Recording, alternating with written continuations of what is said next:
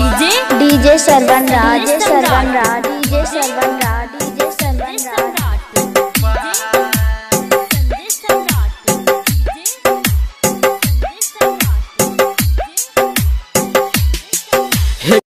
सब दिन रखबौ तोरा गे जान, सब दिन रखबौ तोरा तू कोले विश्वास। नजर के सामने जिगर के पास, नजर के सामने जिगर के पास।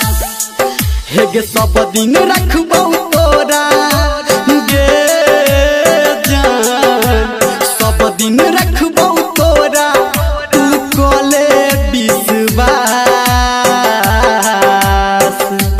नजर के सामने जिगर के पास, नजर के सामने जिगर के पास।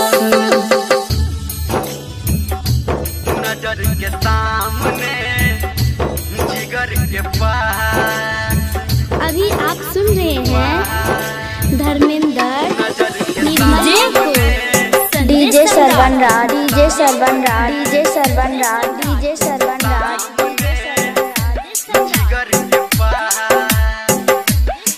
हाँ सोची है नहीं तू जान गे, तोरा से दूर भजेबो चांद गगन के पास हम तोरा जान लो जेबो। हाँ हाँ हाँ सोची है नहीं तू जान गे, तोरा से दूर भजेबो चांद गगन के पास हम तोरा जान लो जेबो। सब दिन देखबो तोरा गे जान, सब दिन देखबो तोरा तू हमर छी गे खास।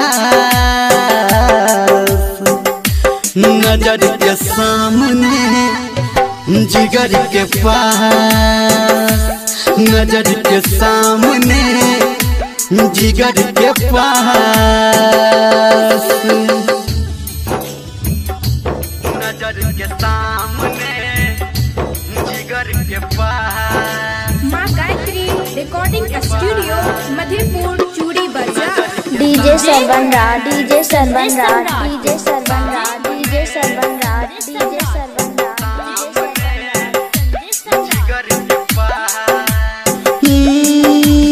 खाई जियो हम क्रिया जान पहले तोरा प्यार के, हम छी तोहर तू छी हमर बात सुन ले यार के।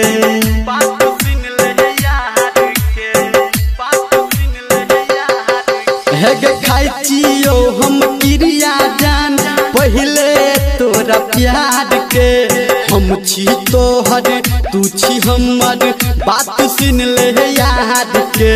कहै छौ धर्मेंद्र गे जान, कहै छौ निर्मलिया तोहर तोरबौ नहीं गे आस। नजर के सामने जिगर के पास, नजर के सामने जिगर के पास।